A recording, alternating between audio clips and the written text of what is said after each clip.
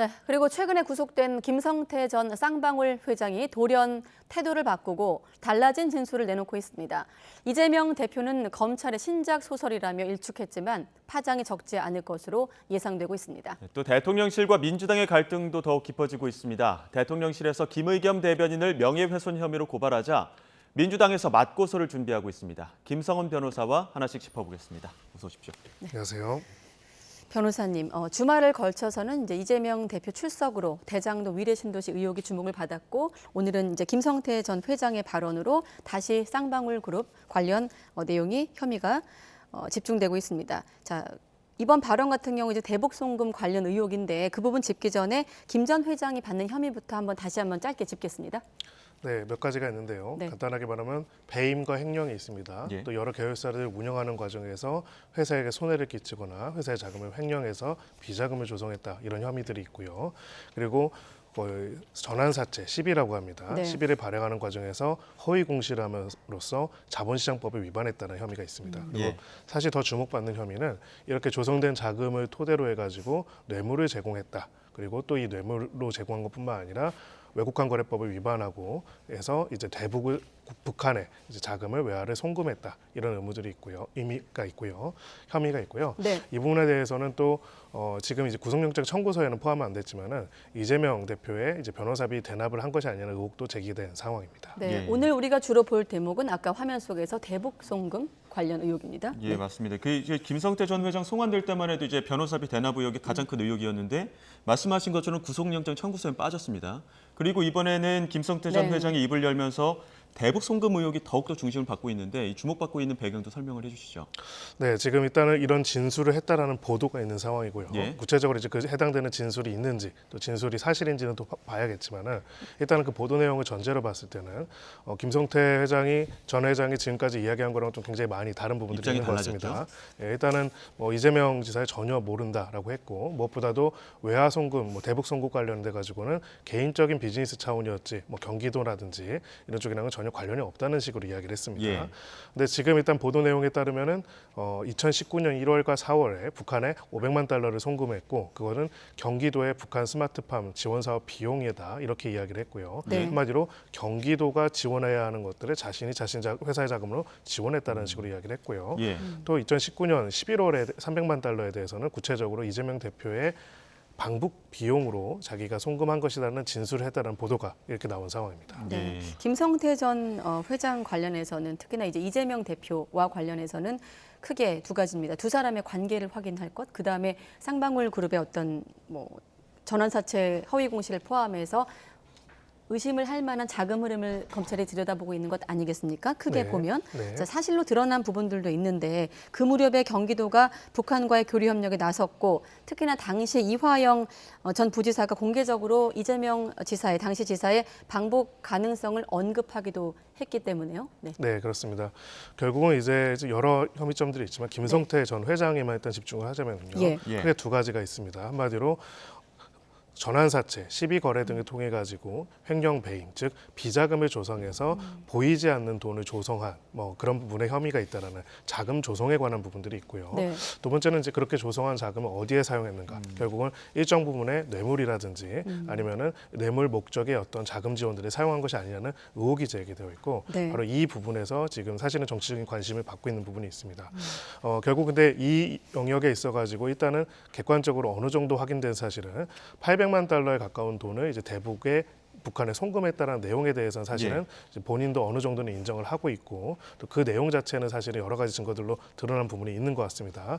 결론은 이제 그렇다면은 이것이 왜 송금됐는지가 중요한데요. 예. 이 송금과 관련돼서 경기도와 관련된 비용들을 자신이 대납했다라고 이야기를 하는데 이 말의 신빙성이 확인되기 위해서는 결과적으로는 당시 경기도 차원에서 추진되고 있었던 대북 사업들이 어떻게 진행되었고 내부적인 의사결정뿐만 아니라 외부적으로 북한 혹은 또 관련돼서 소통하는 여러 기관들과 어떤 내용들이 오고 갔는지를 그 전후 사정들을 볼 필요가 있습니다. 지금 검찰은 이재명 대표가 이제 대선 주자로서 몸집 키우기 위해서 대북 사업 방북을 추진했고 당시에 그리고 쌍방울은 그 이재명 대표의 정치적 이익을 위해서 돈을 지원했다 이렇게 보고 있는 겁니다. 이런 부분에서 봤을 때 만약에 이 혐의가 밝혀진다면 어떤 그 법리적으로 고려해 볼 수 있는 겁니까?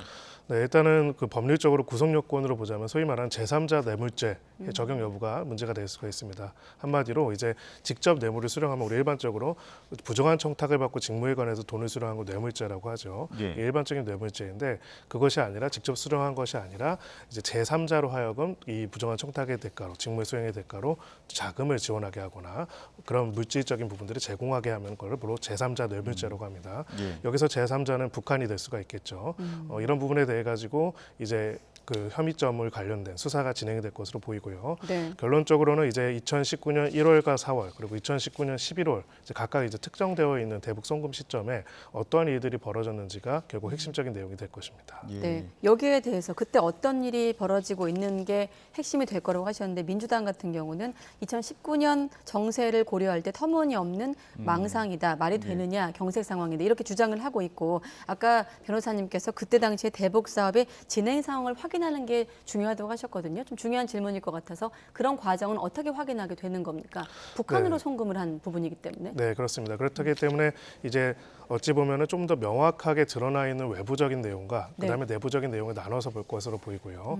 외부적으로 드러나는 부분 혹시 경기도가 지자체 차원에서 진행됐던 사업 혹은 지자체 차원에서 이제 북한에 대해서 어떤 친서를 보내거나 공문을 보내거나 어떤 메시지를 보낸 것들이 있는지 그것이 직접적으로 있는지 아니면 또 간접적으로 제3자를 통해서 있는지 이런 부분들을 중점적으로 들여다볼 것이고요. 네. 내부적으로는 경기도 사업이라고 한다면은 도 내부의 여러 가지 의사결정의 주체들이 어떻게 논의를 하고 어떤 결재를 했는지가 나와 있을 것입니다. 그런 부분들을 양쪽을 다 보게 될 것으로 보이고요. 이런 상황 속에서 결국은 이런 각각의 내용과 의사결정들 그리고 그것이 대외적으로 혹은 북한 대북으로 표현된 부분들이 이 자금의 흐름과 어떻게 연관성이 있는지를 들여다보게 될 것입니다. 예.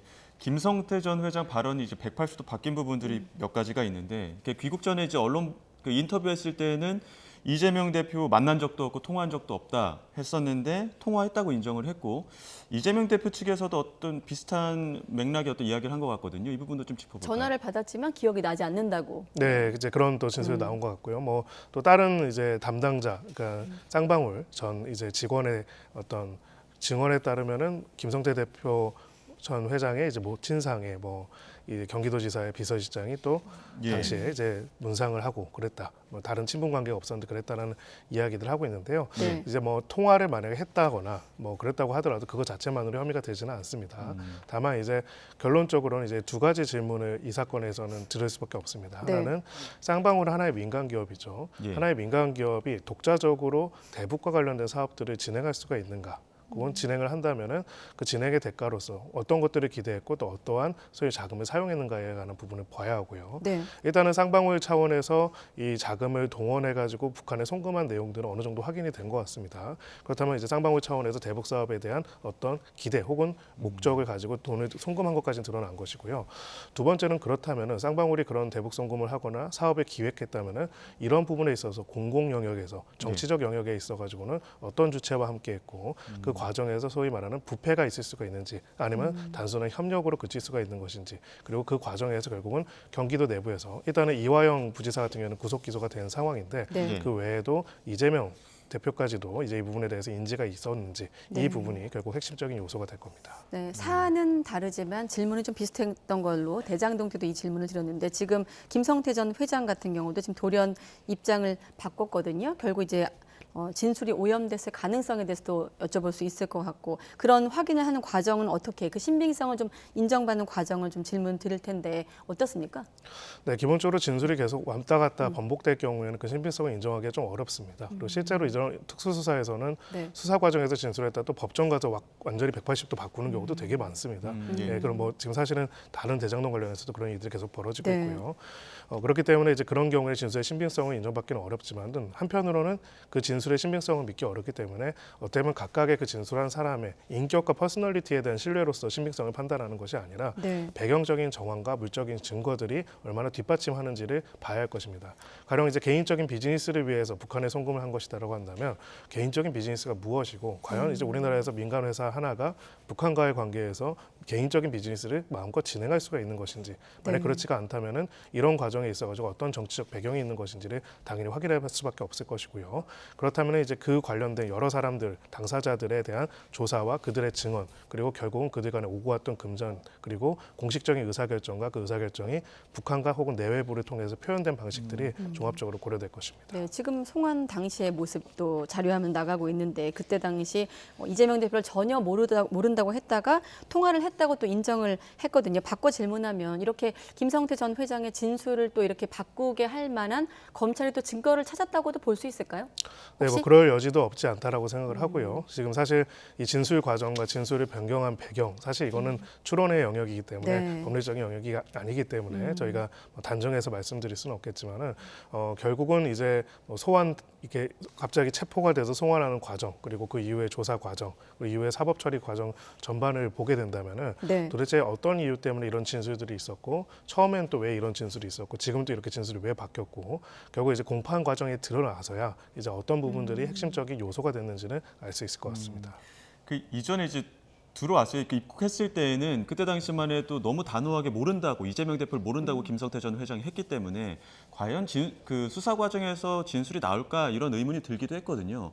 근데 돌연 입장을 바꾸다 보니까 수사가 좀 더 속도를 내는 것 아니냐 이런 관측들도 나오고 있는데, 앞으로의 그러면은 진술이 바뀐 과정, 혹은 또 이게 그 모친을 서로 측근들이 조문한 과정, 이런 것들이 드러나면서 수사가 좀 속도를 붙게 될 건지, 아니면 어떤 쪽으로 좀 수사 과정이 좀 진행이 될 거라고 보십니까? 네, 속도가 굉장히 빨라질 것으로 보입니다. 일단은 지금 기본적으로는 이 쌍방울과 경기도 대북 사업 관련돼서 제기되고 있는 의혹의 핵심적인 부분에서 한 축이 결국 쌍방울이기 때문에 네. 쌍방울 전 회장 측에서 이런 부분에 대해서 아주 구체적으로 진술을 하는 보도가 그것이 사실이라면은 결국 이제 어찌 보면은 단순하게 하나의 진술이 아니라 적극적으로 수사에 협조하기로 태도를 바꿨다고 볼 수가 있고요. 예. 그렇다면 이제 그 과정에서 구체적인 자료와 내용들이 굉장히 많이 나올 가능성이 높습니다. 그러면 그 부분과 관련돼 가지고 이미 구속되어 있는 이화영 부지사를 제외하고도 경기도 차원에서 어떤 의사결정이 있는지에 대해서 굉장히 강도 높은 수사가 빠르게 진행될 가능성이 높아 보입니다. 예. 네, 쌍방울의 자금 흐름도 봐야 되고 또 이 두 사람의 관계로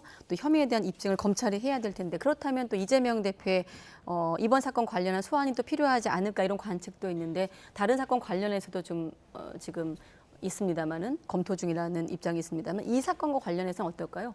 네, 일단은 수사팀이 다르고요. 그리고 예. 이 사건도 이미 관련된 구속된 사람들이 여러 명이 있기 때문에 네. 사실은 이제 추가 소환해서 이제 다른 대장동 위례 수사팀이 이것까지 같이 해가지고 물어보는 건 사실 굉장히 불가능할 가능성이 높습니다. 네. 그렇다면 결론적으로는 이 대북 사업과 관련된 부분에 대한 소환이 별도로 있을 가능성은 높은데, 다만 이제 정치적인 면에서 이제 이재명 대표가 제1야당의 대표이기 때문에 지금 사실 성남 FC까지 하면은 만약에 또 소환을 이 사건을 또 한다면 총 4차례를 단기간에 소환을 하는 것이다 보니까 네. 이런 부분에 대한 이제 정치적 부담은 분명히 있을 걸로 보이고요. 다만 이제 지금 뭐 검찰의 여러 가지 수사나 이런 방향성들이 그런 부분들에 대한 고려를 별로 없이 이제 진행을 하는 걸로 보이기 때문에 결국은 이제 또 소환 통보를 하지 않을까 이렇게 예상을 할 수 있을 것 같습니다. 예, 주제를 좀 바꿔보겠습니다. 지금 민주당과 대통령실 강하게 충돌하고 있습니다. 지금 대통령실은 김의겸 민주당 대변인을 명예훼손 혐의로 고발했는데, 이 사건 발단이 된 게 이제 김의겸 대변인이 김건희 여사의 추가 주가 조작 혐의 의혹을 또 공개하면서 발단이 되지 않았습니까? 시점부터 그렇습니다. 다시 한번 짚어볼까요?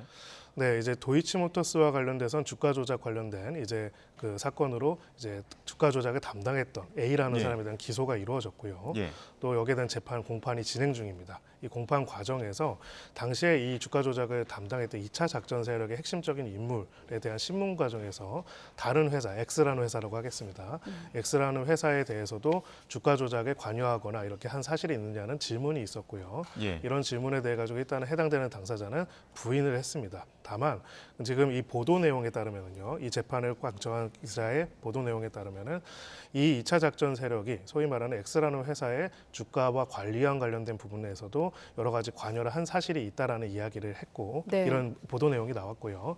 그런 과정에 있어가지고 결론적으로는 이 도이치모터스 2차 작전 세력과 이 작전 세력이 X라는 회사의 주가랑 또 관련이 있을 수 있다라는 내용과 함께 X라는 주식회사의 또 거래 주식 거래에 있어가지고 김건희 여사가 주식을 매수하거나 거래한 사실이 있다라는 내용이 같이 보도가 되면서 결론적으로는 이 도이치모터스의 주가 작전 세력과 지금 김건희 여사가 관련이 있는 것이 아니냐, 혹은 김건희 여사가 다른 엑스라는 회사와 관련돼서도 주가 조작이 있는 게 아니냐라는 내용으로 김의겸 대변인이 이야기를 했고요. 예. 여기에 대해서 대통령실은 이제 X 회사의 우리기술이라는 회사가 결국은 작전주로서 주가 조작의 대상이 된 주식이라는 거에 대한 증거가 없음에도 불구하고 그거를 단정해가지고 주가 조작이 있었고 그 주가 조작에 김건희 여사가 관여한 것처럼 단정적으로 이야기한 것이 허위 사실이라는 이유로 고발을 하겠다 이렇게 이야기한 상황입니다. 네. 예. 대통령실에서 구체적으로 어떤 점을 문제 삼고 있는 건가요? 김의겸 일단 대변인 같은 경우는 언론의 내용을 인용해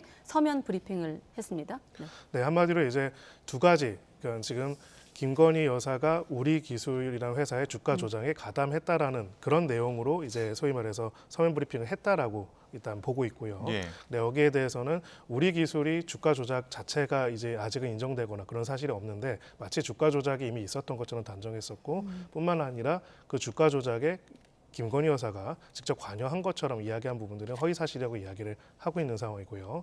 그렇다면 이제 이 부분과 관련돼서는 객관적으로 그럼 우리 기술이 대한 주가 조작이 있었는지, 그리고 우리 기술이 만약 주가 조작이 있었다면은 여기에 누가 어떻게 관여했고 특히나 김건희 여사가 관여했는지 여부에 대한 부분의 사실이 이 사건의 고발 사건의 기소 여부의 핵심 쟁점이 될 걸로 보입니다. 그러니까 이게 공판 과정에서 일부 언론이 드러난 내용들을 보도를 했고 보도된 내용을 김의겸 대변인이 서면 브리핑을 하면서 대통령실이 김의겸 대변인을 고발한 네. 겁니다. 네. 근데 이제 언론사는 고발하지 않았었고 이런 부분들 때문에도 좀 왜 언론사는 고발하지 않은 것이냐 이런 의문들도 있었고요. 그런데 또 민주당에서는 무고죄로 맞고소하겠다 이런 이야기를 또 밝혔거든요. 이것도 성립이 되는 겁니까? 네, 그렇습니다. 이제 사실적시 명예훼손이 있고요. 허위 사실적시 명예훼손이 있습니다. 만약에 진실한 사실을 이야기했는데 이것을 허위 사실적시 명예훼손으로 고소하는 경우에는 그렇다면 이거는 무고가 되는 것이고요. 그래서 사실 이런 형태의 정치적 공방이 명예훼손, 허위 사실적시 명예훼손을 갈 때 거기에 대해서 그 주장하는 쪽에서 그렇다면 난 무고로 고소하겠다 이런 경우들이 굉장히 많고요.